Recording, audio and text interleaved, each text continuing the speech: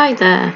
So, by now you will have watched my spoiler review of this film, Frozen 2, and I'd made some notes in my notes on my phone to discuss in the comments with other people after the review. So this is going into this video after my spoiler review. So obviously further spoilers. These may not necessarily be in order of how they happened in the film or anything, but I have 7 points that I've made so far. So my first point is, in the film you'll probably know that very early on in the film, once they've gone into the forest, Kristoff gets his first ever big number in a actual Frozen film that's not a Frozen short or anything. Right, and my first point is, after Kristoff's big 80s inspired song, he vanishes out of the movie, which is jarring thing number one.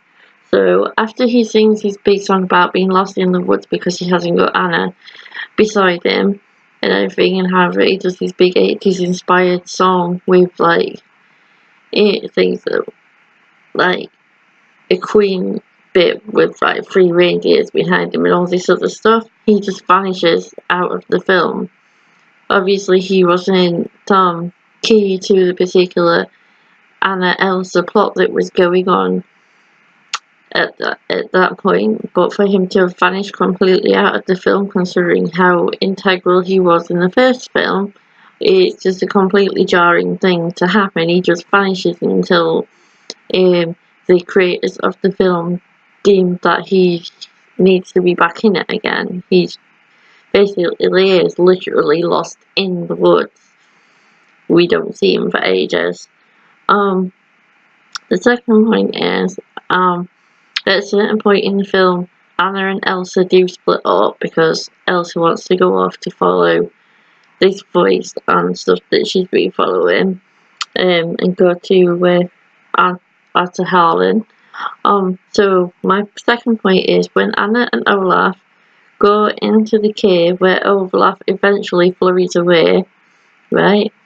It's jarring that after he says that he thinks Elsa will be doing better than them, how it just jumps straight to her being on the beach in front of the dark sea, about to go into the sea to tame the Knock, which is the horse, the Kelpie horse thing that you've seen in the trailers. So basically, it doesn't like transition slowly into that with any kind of scene in between. It just basically goes from Anna and Olaf going through the entrance of this cave to suddenly jumping to the scene that you see in the trailer where Elsa is on the beach about to freeze parts of the sea and near go and tame the Knock. And that is another jarring thing that happens in the film. No explanation to why it's cut that way. It's just cut so that, presumably, that because there were other songs that have been taken out of the film that are only on the deluxe edition version of the soundtrack, those songs might have been songs that helped to transition from Anna and Olaf going into the cave to where Elsa being on the beach about to tame the Knock. So that's 2 jarring things that happen in the film that completely take you out of it. And point number 3, it seems to have been suggested that the creators of Frozen and Frozen 2 have hinted that there may be a possibility that they were going to go down the route of giving Elsa a girlfriend, which would have, obviously, despite the fact that it's a kids' film, a lot of the people that saw the original film in 2013 are a lot older than they were when they saw it then. So they were thinking about the possibility of there being an LGBTQ plus theme with Elsa to her having a girlfriend. The closest that I think they would have got to that is a woman that she meets in the forest called Honey Marin. Now, I don't know how relations and stuff work, like blood relations and stuff, work in regards to those people that are in the Enchanted Forest and those people that are in Arendelle. But if Honeymarin was in any way related to Iduna, who turns out to have been a Northuldren, then that means that she's related to Elsa and Anna, so it wouldn't really have been a good idea to have made her the girlfriend character. Nor did I was one of those people that assumed that the young girl that was seen in the forest was Elsa and Anna's mum as a girl.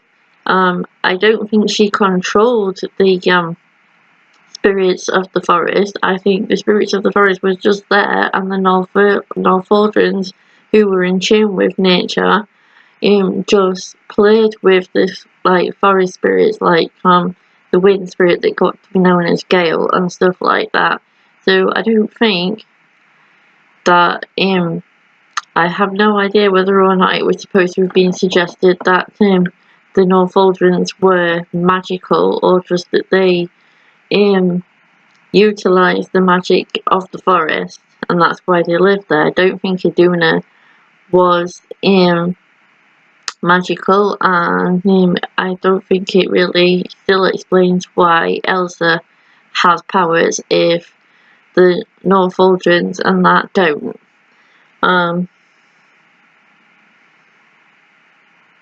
So I don't think it would have worked. My next point, everyone had been making videos suggesting that Anna would have counterpoint powers to Elsa's. So Anna's powers would be fire, and she does do an awful lot in regards to fire, including running into fire to try and rescue Elsa when the fire spirit, which turns out to be a little like salamander, like basically they're trying to say that because Elsa controls ice, that Anna would have had fire powers. It wasn't actually addressed anywhere in the film as to if the trolls, having removed all memories of Elsa's magic, that somehow they managed to remove Anna having powers, like when they removed the memories of Elsa's magic because of the accident at the beginning of the first film. Did they actually somehow manage to remove Anna's magic completely?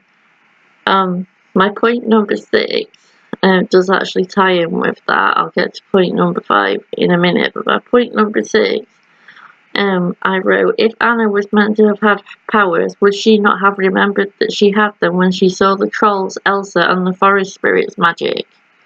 So basically, if the trolls and Grandpa V removed her memory of Elsa's powers because of her accidentally striking Anna in the head, when she slipped when they were playing as children, would she not have like remembered that she had powers of her own and everything when she saw Elsa's powers materialise and growing, and saw the trolls' use of power, and saw the Northuldrens like working alongside the forest spirit powers?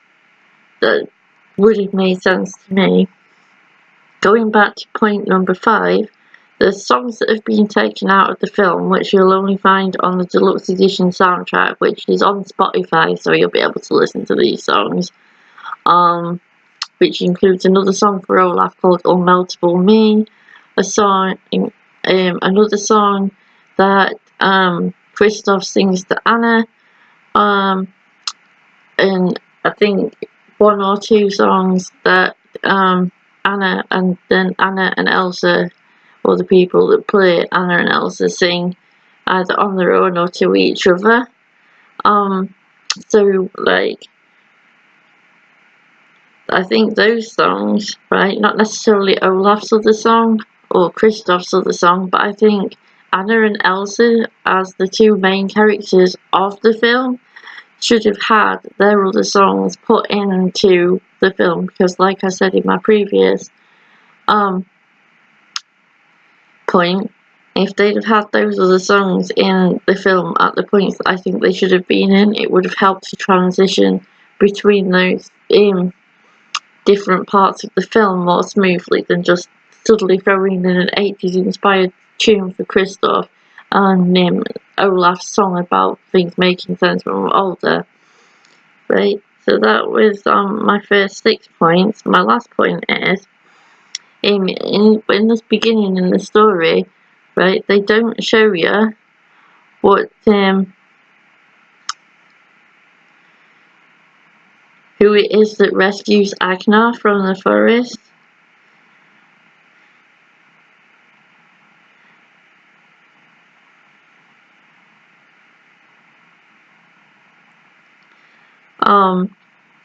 But Agnar goes on obviously to marry Iduna because they are Anna and Elsa's mum and dad. So why did Agnar not know at any point that Iduna was the Northuldren who saved him? Presumably she told him before their ship went down, but why never 3 years before that? So why does it appear that at no point in the film or anything was it ever explained to Agnar that she was the one who rescued him in the forest and stuff? These are all questions that I don't think anybody else has asked in their videos, and as this is an attachment onto the end of my spoiler review, these are the questions that I've come up with so far.